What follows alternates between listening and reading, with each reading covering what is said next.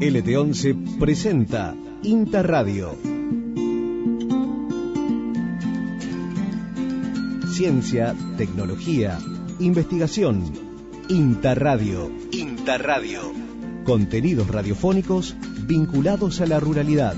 INTA Radio, con la conducción de Gustavo Contenti. Todos los viernes, de 14 a 15, por LT11, AM 1560 y 92.9.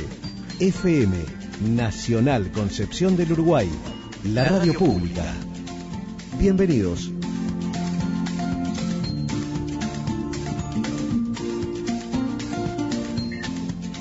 Hola, hola, bienvenidos a INTA Radio Concepción. Como todas las semanas, el encuentro de este espacio que nos permite a INTA Concepción del Uruguay y a INTA en general divulgar toda la información de esta experimental y de las experimentales de la provincia de Entre Ríos y del país.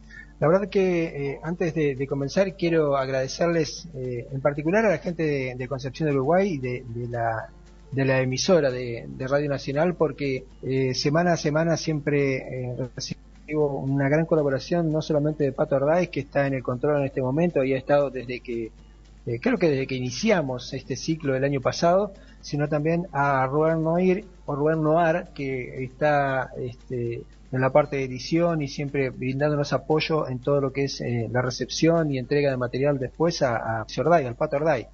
Así que en primer lugar no quería olvidarme de ello, y por otra parte una novedad y que nos llena de satisfacción es que este programa también está siendo tomado y retransmitido en otras radios de la provincia y también en la provincia de Buenos Aires. La Universidad Nacional de Entre Ríos, como les comenté en alguna oportunidad ya, lo retransmite los domingos a las 9. Allí Guada Colombo y Alexis Becado son nuestro contacto y quiero mencionarlos en un reconocimiento porque es importante, creo yo, reconocer a la gente que colabora con esto que hacemos, con esto que es en el interior un poco a pulmón, ¿verdad? Y bueno, y también en el provincial es una radio digital que ya desde el año pasado, tal vez en otro formato, quienes son los gestores de este espacio, Marcelo Mucci y Ricardo Ferradas, siempre nos han estado solicitando material y brindando apoyo y publicando toda la información del INTA Concepción del Uruguay y del INTA en general. Ahora han comenzado con el Provincial Radio, que es una radio online y que se puede escuchar a través de internet o también descargando por medio de las aplicaciones en teléfonos, el Provincial, y poder seguir todos los acontecimientos. Una radio en Buenos Aires, pero federal, porque se transmiten muchísimos programas del interior. Bien, dicho esto, espacio de agradecimientos que no quería dejar de lado, vamos al contenido de hoy, ¿verdad? Creo que ya lo he anticipado, pero les cuento. Estuvimos hablando con Hernán Ferrari, que ha sido otro gran acompañante desde que comenzamos este ciclo, y a una capacidad, Hernán, para poder comentar todos los temas que realmente te capturan, te atraen. En esta oportunidad, bueno, llegando a la época de trigo, estamos ya en siembra de trigo, conversamos sobre lo que es la especialidad de Hernán Ferrari, ¿no? La parte de maquinaria, para poder realizar un control eficiente de las enfermedades fúngicas, ¿no? Una tarea que ya viene próximamente en lo que es la cosecha de trigo. Vamos a la primera parte, seccionamos esta entrevista con Hernán o este diálogo con Hernán. La primera parte, limpieza de los equipos.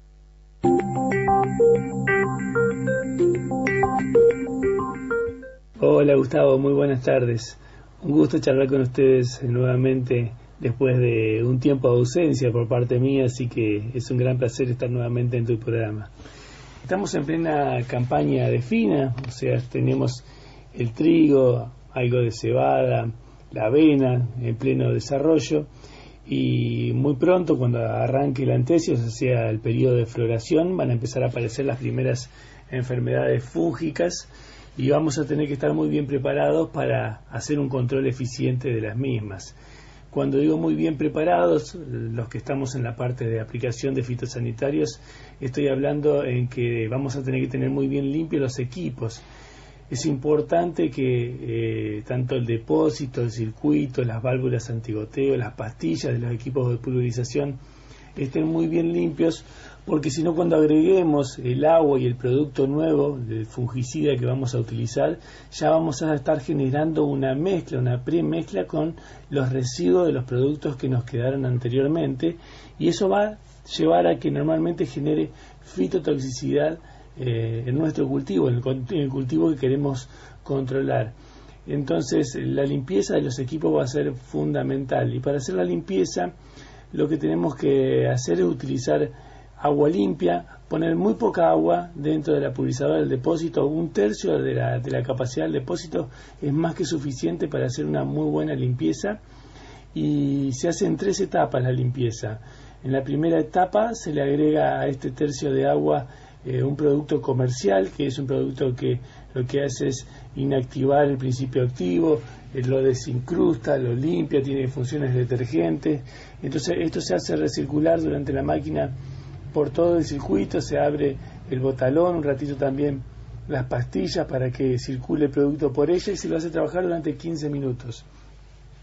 Luego, una vez que terminó ese proceso, se descarga sobre lo que llamamos una cama biológica. Es algo que se utiliza hace más de 10 años en Suecia y que tenemos que empezar a utilizarlo en la Argentina. Es simplemente hacer un receptáculo en el suelo cubierto con un polietileno, en donde arriba de este polietileno va a tener tierra, el 50% de tierra, un 25% de paja, cáscara de arroz, cáscara de maní, depende de donde estemos ubicados, acerrín, y otro 25% de turba. Eso se mezcla, y ahí arriba de eso vamos a hacer después la limpieza de los equipos. Esta cámara biológica lo que hace es justamente tener una alta actividad biológica que permite entre 7 y 10 meses inactivar o desactivar prácticamente el 100% del principio activo que pudo haber quedado como residuo de la limpieza. Entonces, ahí vamos a descargar el residuo de la limpieza y vamos a pasar al segundo paso. El segundo paso de limpieza del equipo, vamos a usar un segundo tercio de agua, y en esta sí le vamos a incorporar 1 litro de lavandina o 1 litro de amonio cuaternario, para que justamente estos terminen de inactivar o desactivar el principio activo que pudo haber quedado adherido en el circuito. Nuevamente hacemos recircular durante 15 minutos y descargamos nuevamente el residuo de la limpieza en la cama biológica. Y como tercer paso de limpieza, vamos a utilizar un tercer tercio de agua limpia, pero acá no agregamos nada, no agregamos ni producto comercial, ni lavandina, ni amonio cuaternario, simplemente agua para hacer un enjuague. ¿Por qué no agregamos ninguno de los otros productos? Porque si me queda un residuo del producto comercial o de la lavandina, después esto me van a inactivar el principio activo que yo quiero utilizar a futuro. Nuevamente voy a descargar en la cama biológica. Si no tengo disponible la cama biológica, o estoy en la cabecera del lote, donde sea, la descarga se va a producir sobre una zona compactada, sobre la brosa, sobre el ripio, sobre el camino, sobre la cabecera, pero nunca se hace la descarga de la limpieza sobre el campo, sobre el lote, porque si no eso va a infiltrar y es posible que pueda llegar a las napas freáticas y ya no tenga la posibilidad de ser inactivado por los rayos ultravioletas o por la actividad propia del suelo, que la mayor parte está en los primeros 15 centímetros del suelo. Entonces, si uno lo descarga sobre una zona compactada, no lo dejas que infiltre, que ingrese al suelo, y ahí sí la actividad biológica de los primeros centímetros más los rayos ultravioletas del sol terminan de inactivarlo. Bueno, este es el paso fundamental, que lo estamos haciendo muy poco y que es muy necesario para lograr un buen control, para que no se nos inactive nuestro principio activo y que no sea fitotóxico a nuestro cultivo cuando estemos aplicando.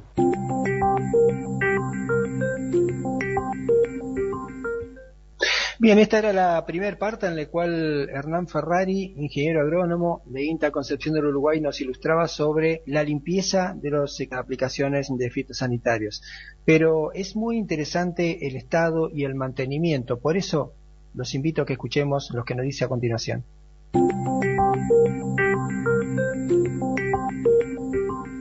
En el estado de los equipos lo primordial es el estado de las pastillas. Verificar, hacer un jarreo antes de salir a aplicar, antes de la campaña, y controlar que entre las pastillas no haya un coeficiente de variación mayor al 10%. Si esto lo puede hacer un solo operario, bajando bien el botalón, colocando esos vasos de plástico de 1 litro que vienen, uno por cada pastilla, se hace funcionar entre 30 segundos y 1 minuto la pulverizadora, se corta y se pesa. Más fácil que sacarlo por volumen es pesarlo con una balancita de precisión, cuánto liberó cada una de esas pastillas, pesando cada uno de los vasos. Cuando el coeficiente de variación sea mayor al 10%, me está indicando que es momento de cambiar las pastillas, porque si no las pastillas van a estar aplicando de manera errónea y generando y sobredosis en el momento de la aplicación.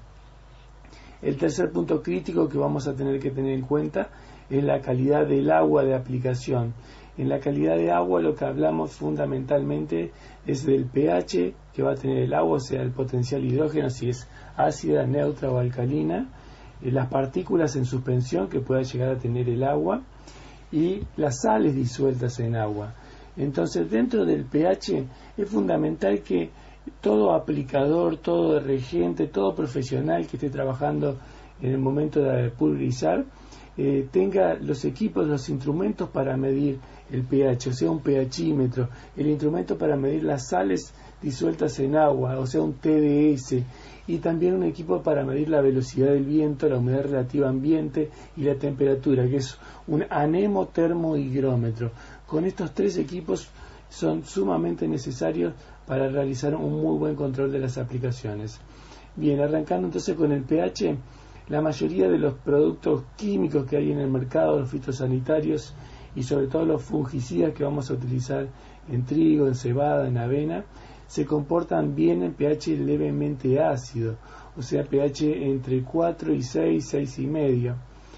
Para tener en cuenta, el pH promedio en Entre Ríos del agua es de 8,4, o sea, tenemos pH alcalino y va a ser fundamental acidificar el medio, agregar un acidificante para llevarlo entre 4 y 6. Si no, es muy probable que se provoque una hidrólisis de nuestro principio activo, inactivándolo, o que aumente demasiado su radio molecular e impida después ingresar a la planta en el caso de los productos sistémicos. Por lo tanto, va a ser fundamental acidificar el medio para trabajar bien con los fungicidas sistémicos. El otro va a ser que no haya partículas en suspensión. Si hay arcilla, limo, materia orgánica en suspensión en el agua, o sea, agua turbia, esas partículas lo que tienden a hacer es a unirse a nuestro principio activo, a absorberlo, quelatarlo, inactivarlo y que después no pueda trabajar de la manera correcta. Uno agregando justamente un acidificante lo que hace es hacer que estas partículas precipiten y que no nos afecten luego a nuestro principio activo. Por eso todo lo que sea corrector de agua hay que agregarlo al agua con suficiente antelación, entre 40 minutos y 1 hora antes, para que le den tiempo de acción y cuando yo agregue el principio activo trabaje de manera perfecta. En cuanto a las sales, cuando hablamos de sales disueltas en agua, estamos hablando de lo que conocemos como aguas duras o aguas blandas. Lo que hacen esto, sobre todo asociado a carbonato de calcio, magnesio, es unirse a nuestro principio activo, quelatarlo, inactivarlo y no dejarlo ingresar o aumentar nuevamente mucho su radio molecular. Por lo tanto, acá hay que, cuando el agua tenga más de 250, 300 partes por millón, para dar un ejemplo, el promedio en Entre Ríos es de 340 partes por millón, o sea, tenemos aguas duras. Ahí vamos a tener que incorporar secuestrantes de cationes para que justamente esos cationes no nos inactiven nuestro principio activo.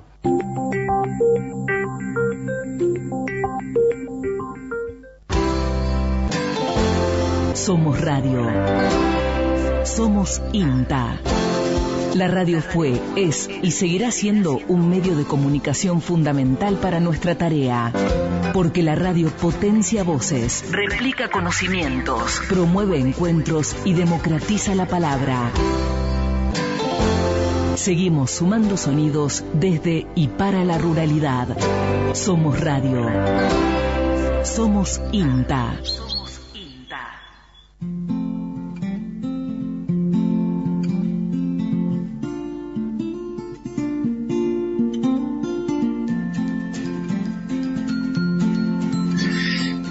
Estado de los equipos para la aplicación de fitosanitarios, ¿no? Es el tema que hace unos minutos Hernán Ferrari de INTA Concepción de Uruguay, porque había puesto este tema, control eficiente de enfermedades fúngicas, teniendo en cuenta la fecha que estamos transitando. Y en este estado de los equipos hablaba sobre el estado de las pastillas, de cómo evitar sobredosis, es decir, tener un control eficiente de cada uno de los pulverizadores, la importancia que tiene el agua, ¿no? Yo no sabía esto, la importancia que tiene el agua según la alcalinidad.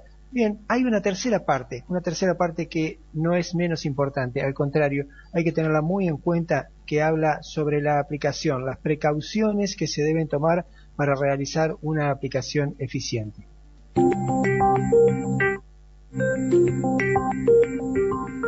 Tenemos que tener en cuenta todos estos puntos antes de iniciar la aplicación para arrancar bien, para ser eficiente, para no generar fitotoxicidad, para llegar al blanco de la manera correcta. Justamente para llegar al blanco no tenemos que olvidarnos que la pastilla ideal, la pastilla correcta para la aplicación de un fungicida es una pastilla de cono hueco. Si acá no se utiliza ni una turbo, no se utiliza un abanico plano, no se utiliza aire inducido, porque tenemos que llegar por lo menos con 20 o 30 impactos por centímetro cuadrado al tercio medio del cultivo.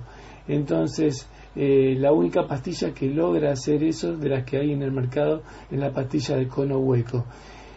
Por eso mismo, como esta pastilla genera gotas pequeñas y muy uniformes, vamos a tener que tener mucho cuidado con el viento, con la velocidad del viento.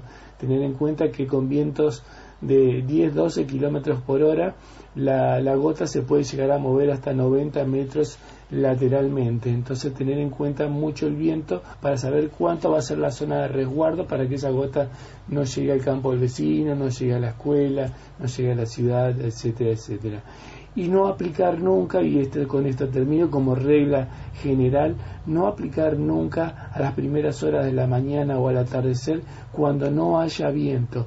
O sea, si yo estoy entre las 7 de la mañana y las 9 de la mañana y tomo mi anemómetro, o sea, mi equipo para medir la velocidad del viento, y el viento es menor a 4 kilómetros por hora, no se puede aplicar. ¿Por qué? Porque seguramente estoy bajo una condición de inversión térmica. Bajo inversión térmica, las gotas que tengan menos de 180 micrones no pueden descender, entonces, porque no tienen suficiente masa, y bajo esa condición la gota se puede llegar a mover hasta 3 kilómetros lateralmente. Entonces es el único momento en el cual uno no puede realmente realizar una aplicación bajo inversión térmica. Para darse cuenta rápidamente cuándo hay inversión térmica, muchas veces en la ciudad lo vemos cuando al atardecer o a la mañana temprano vemos que hay humo o hay olor de los frigoríficos, es porque se cortaron las corrientes de convección. Ahí estoy bajo inversión térmica. Bueno, estando en el campo me voy a dar cuenta cuando esté en las primeras horas de la mañana o al atardecer y no haya viento. Esa es la condición para decir que estamos bajo inversión térmica. Si el viento es mayor a 4 kilómetros por hora, puede ser cualquier momento del día y estoy seguro que hay corriente de convección, puedo realizar la aplicación con la gota que más me guste. Bueno, esto es un resumen más o menos de las cualidades y las condiciones que tenemos que tener en cuenta para realizar una correcta aplicación de fitosanitario y principalmente de los fungicidas para esta campaña de trigo, de cebada y de avena. Un placer haber charlado nuevamente con ustedes y estoy a disposición para cuando me necesiten. Un fuerte abrazo a todos.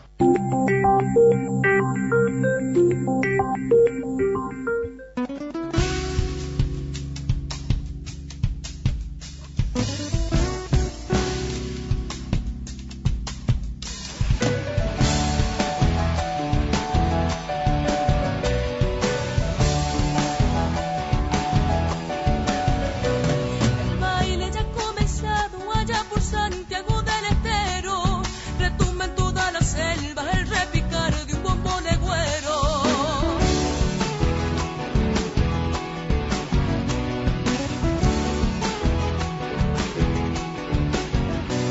De fiesta toda la noche al dulce brillo de las estrellas, bailaba la telecita que era la danza, que era la reina.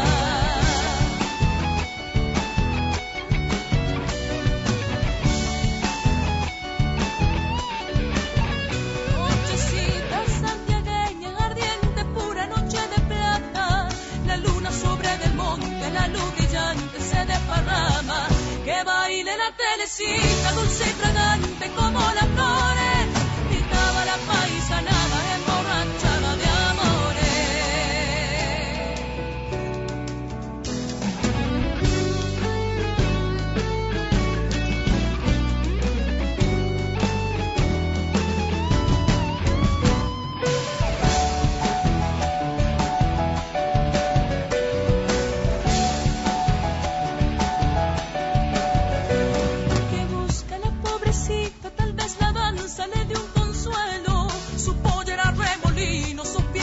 sus trompos de fuego.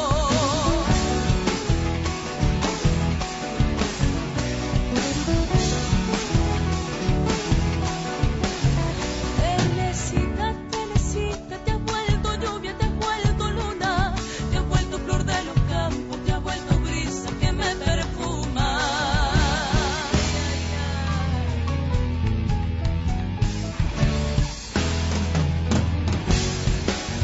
Han pasado muchos años, pero mi pueblo nunca te olvida, bailando la raza baile para que tu alma siga encendida. Que baile la telecita dulce y fragante como las flores, gritaba la paisanada emborrachada de amores.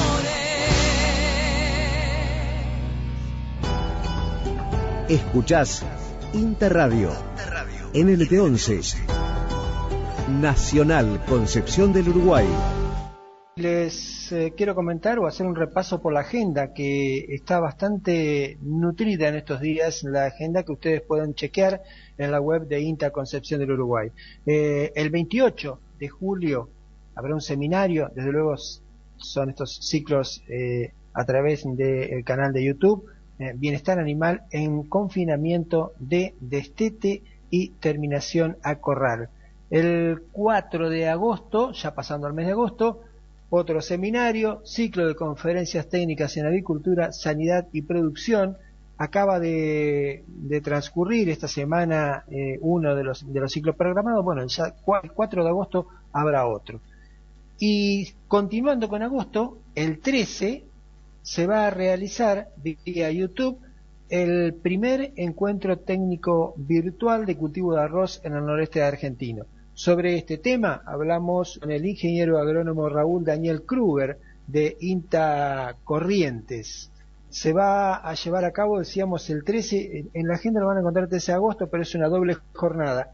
Jueves 13, viernes 14 de agosto, y la transmisión se va a realizar a través del canal de YouTube de INTA Argentina. Pero mejor lo escuchamos a Daniel Kruger, que nos da mayores detalles sobre este acontecimiento.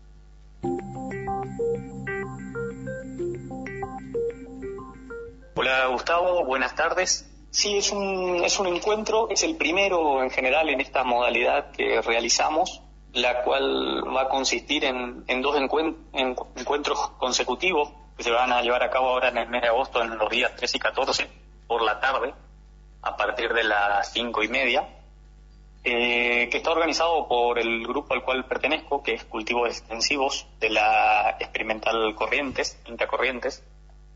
La misma va a ser transmitida en vivo por el canal de YouTube oficial de INTA Argentina, en la cual se tiene prevista la participación de expositores especialistas en distintas áreas que atañen a la producción de arroz y comercio, el manejo de cultivo, algo de mercado, algo de sanidad, algo de riego, un toque de todo lo que es análisis de Big Data, rotaciones de cultivo, clima, entre otros.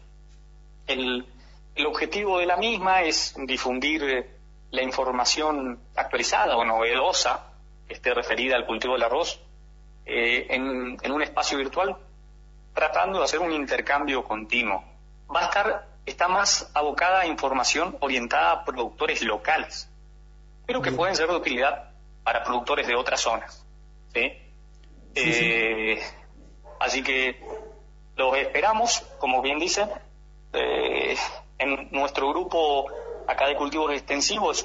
Es un grupo chico de profesionales,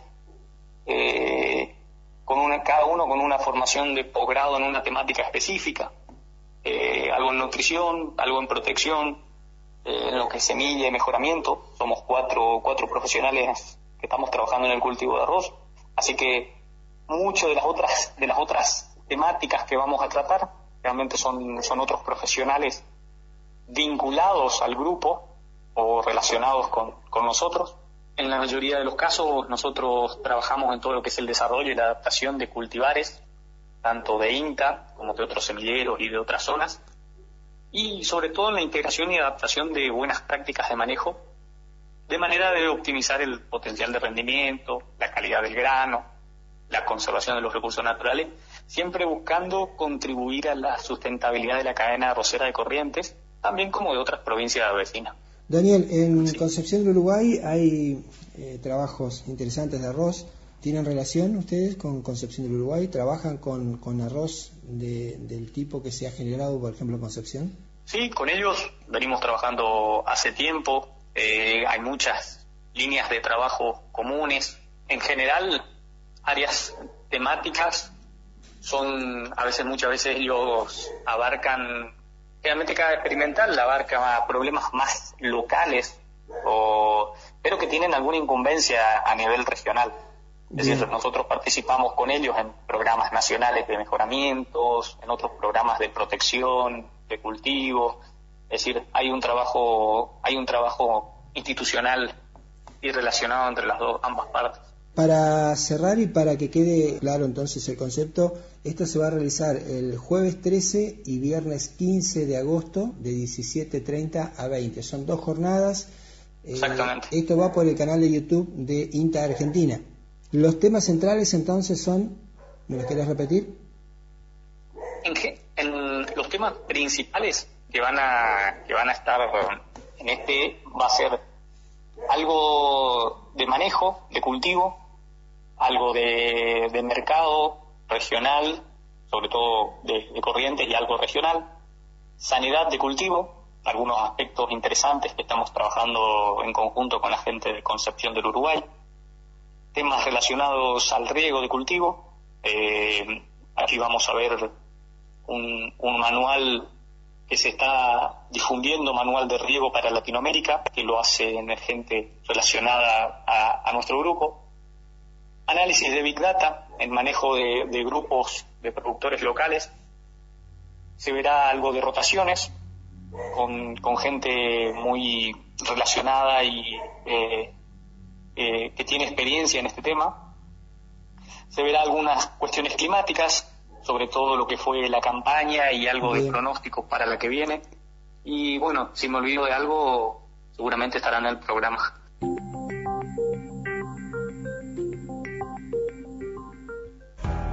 INTA Radio en LT11.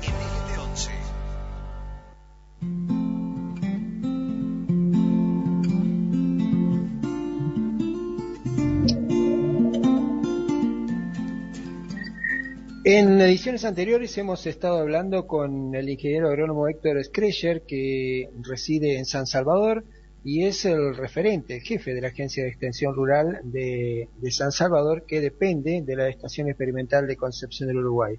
Yo dije ingeniero agrónomo, es veterinario, médico veterinario. Como médico veterinario, hemos estado tratando con él algunos temas sobre sanidad en general, de rodeo de crías, sobre toros, y en esta oportunidad hemos hablado sobre enfermedades zoonóticas. ¿Qué son las enfermedades zoonóticas? ¿Por qué son importantes? ¿Cuáles son los síntomas? ¿Y cómo se deben manipular aquellos animales que han estado infectados con enfermedades zoonóticas? En este caso vamos a hablar sobre carbúnculo.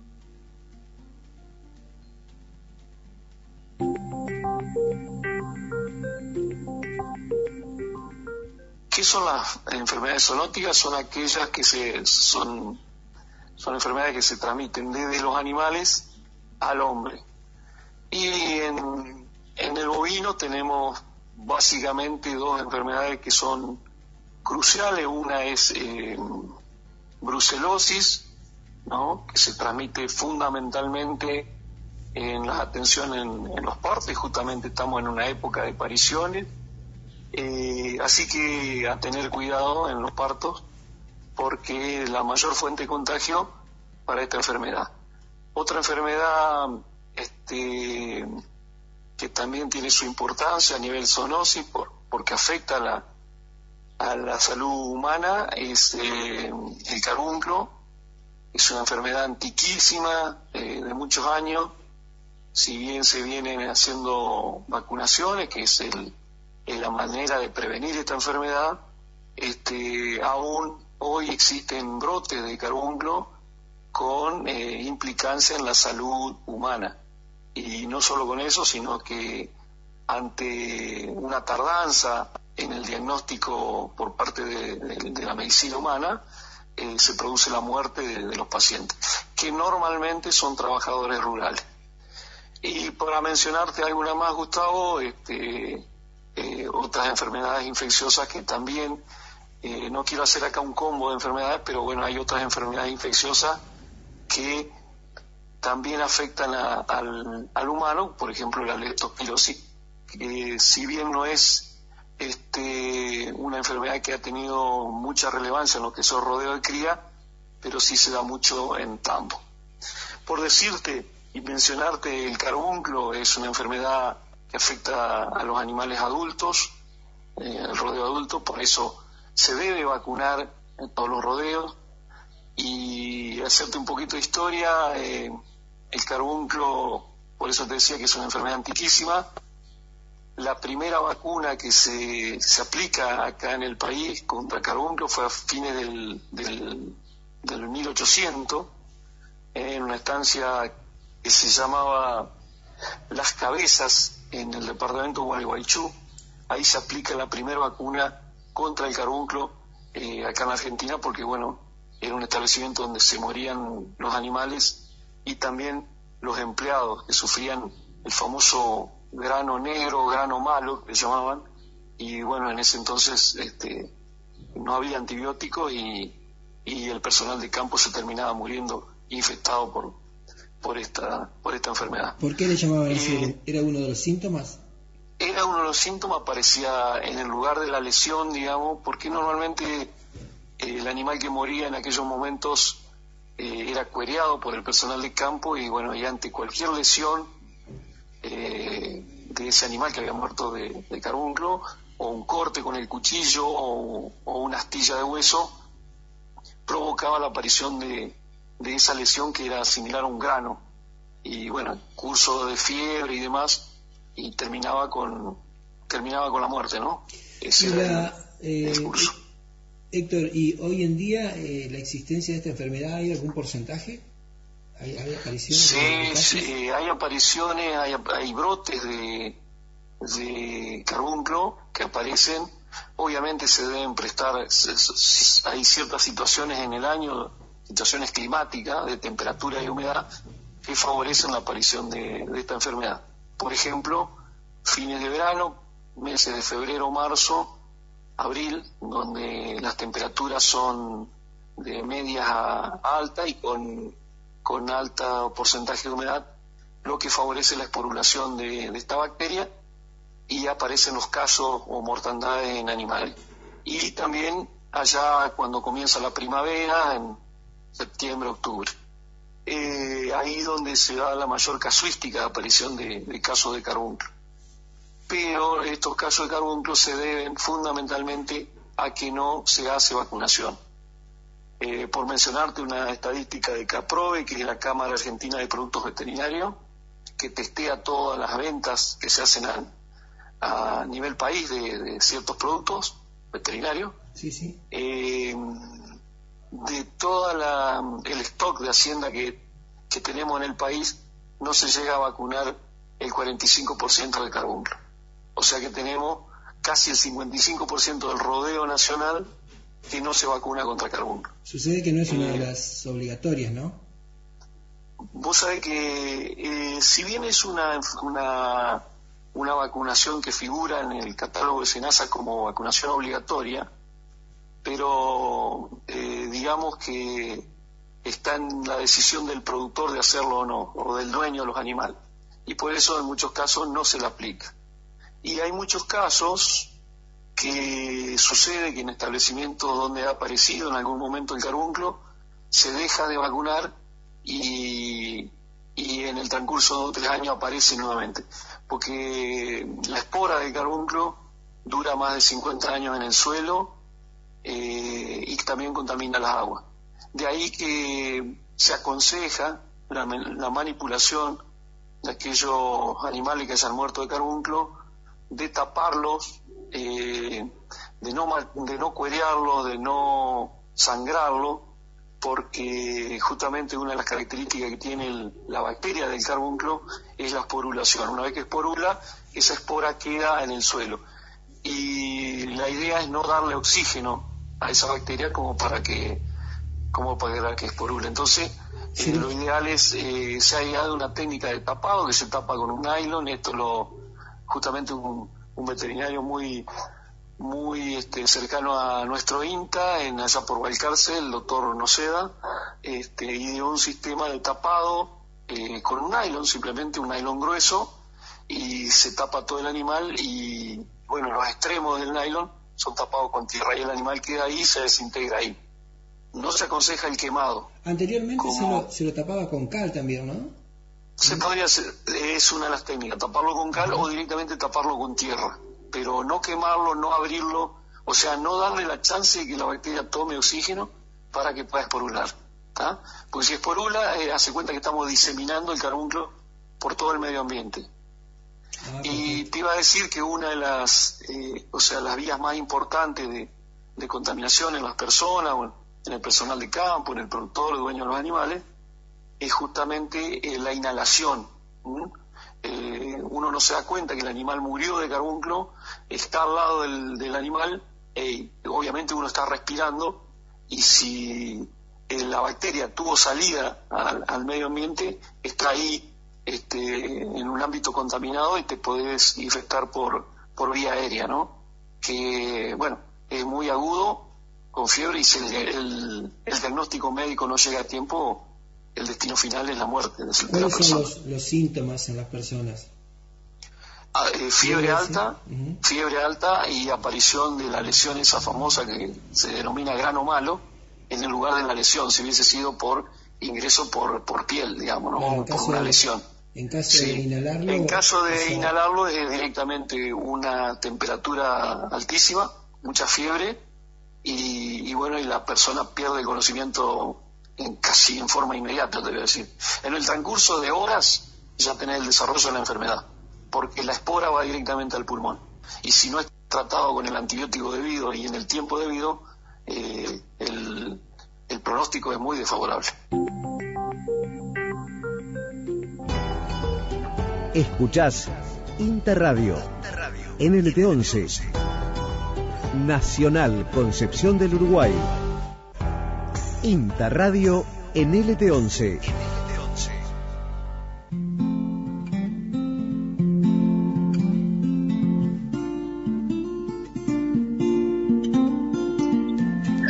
Rapidito, porque nos queda muy poco tiempo. Recién lo escuchábamos a Héctor Schreyer hablando sobre carbúnculo, enfermedades zoonóticas.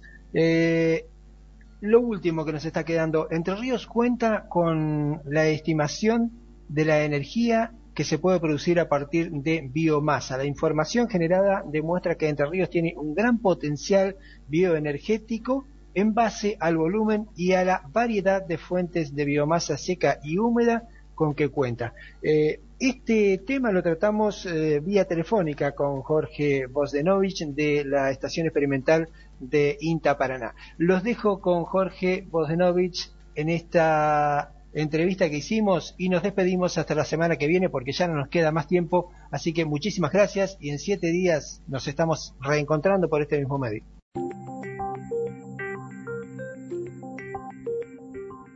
estuvimos trabajando en Entre Ríos en cuanto a la metodología Wisdom. La FAO está investigando a nivel mundial qué otras fuentes de energía alternativas existen al uso de los recursos fósiles que se usan hoy en día, ¿no? Porque lo que se está haciendo con esto es un desbalance, ¿no? Obviamente uno extrae de la tierra recursos fósiles o fósiles para usarlo como combustible, y lo que hace está desequilibrando ese balance que hay de energía en el medio. Entonces lo que está queriendo ver la FAO es cuánta energía se podría utilizar de la biomasa disponible que hay hoy en día. Entonces, ¿cómo sería? Vos estás utilizando biomasa que se recicla naturalmente en un ciclo, por ejemplo, de cítrico, de animales, de pastura, de aserradero. Lo mismo que se usa en un ciclo, poder utilizar esa biomasa que queda como fuente de energía. Y no necesariamente sacar restos fósiles y hacer un desbalance, eso a grandes rasgos. Y bueno, la FAO vino en Argentina, y en Argentina se contactó con INTA, porque INTA tiene una presencia en el territorio, a nivel país, y muy fuerte. Y entonces al contactarse con INTA eligió a 8 provincias, entre esas está Entre Ríos, y bueno, dentro de Entre Ríos se formó un equipo de trabajo que me tocó liderarlo a mí. En definitiva era tratar de ver cuáles son las fuentes de biomasa que tiene la provincia de Entre Ríos, ¿no? Específicamente era eso, y esa biomasa que pudiera ser utilizada como fuente de energía.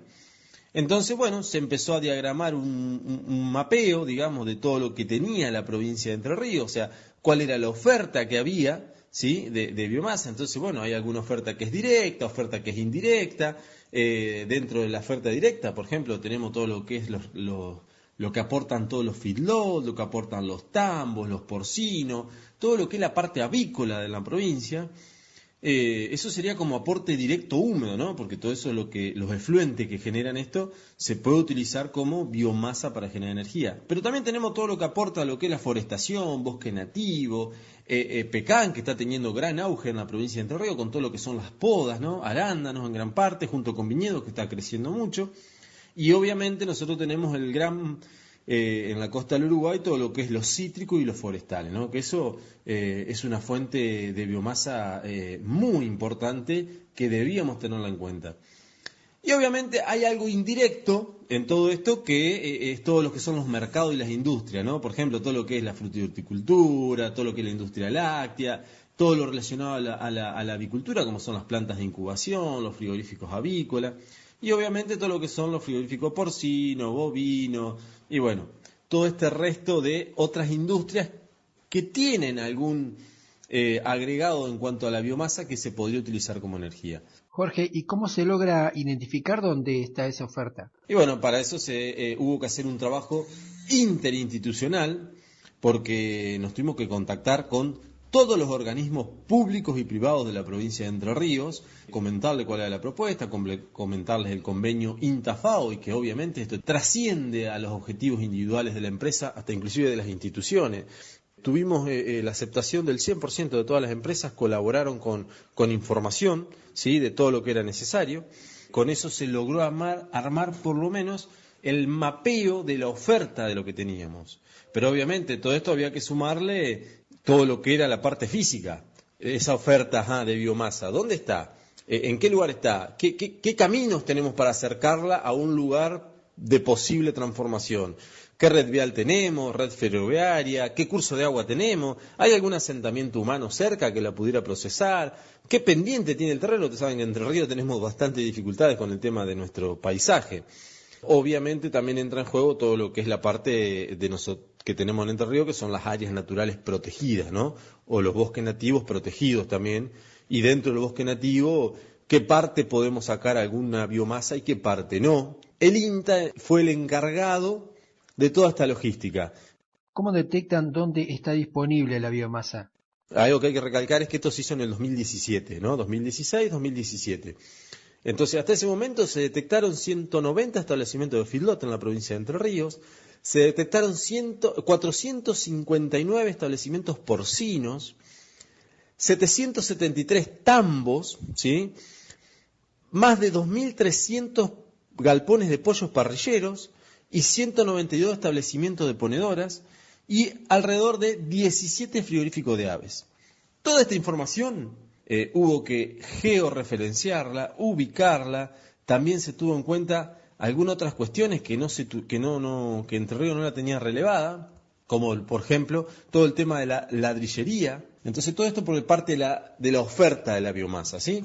¿Dónde estaba la oferta de la biomasa? En esta relación interinstitucional se accedió a toda esa información y se hizo un análisis detallado de la cantidad de biomasa disponible. Otro análisis importantísimo que tuvimos que hacer fue la demanda. Entonces, bueno, ¿cuánto se utiliza en hogares? ¿Cuánto se utilizaría en parrillas, en hoteles, en escuelas rurales? ¿Y cuánto se utilizaría en ladrillerías también, ¿no? Que es otra fuente gran demandante de lo que es, por ejemplo, en este caso, leña, ¿no? Arrojó un superávit, ¿sí? En toneladas por año, muy positivo, o sea que Entre Ríos tendrías mucha biomasa para poder ser aprovechada en forma de energía. Bueno, esta información es valiosa porque deberían tomarla las instituciones para empezar a trabajar con esta biomasa y empezar a inyectar en el sistema esta energía, que es más limpia, que es más segura, que cuida más al ambiente, que tiene condiciones agroecológicas y tiene ventajas comparativas y competitivas con otros tipos de energía. Entonces, en este caso, el INTA publica este informe, que es con esta metodología de la FAO, de la cantidad de biomasa que se encuentra disponible en Entre Ríos para generar energía. Entonces, como resumen, Entre Ríos cuenta con un superávit de recursos biomásicos con fines energéticos, ¿sí? Así que bueno, estamos contentos, el trabajo se llevó a cabo, es un trabajo muy, muy completo, porque participaron casi todas las instituciones públicas y privadas de Entre Ríos para aportar información, tanto del sector agrícola, del sector ganadero, de la parte social, de la parte ambiental. Y en un informe detallado está por cada rubro cómo es el balance de este aporte de energía.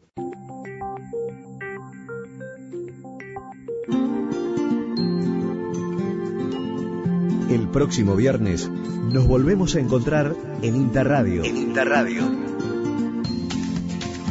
El programa del INTA Concepción del Uruguay, en el aire nacional.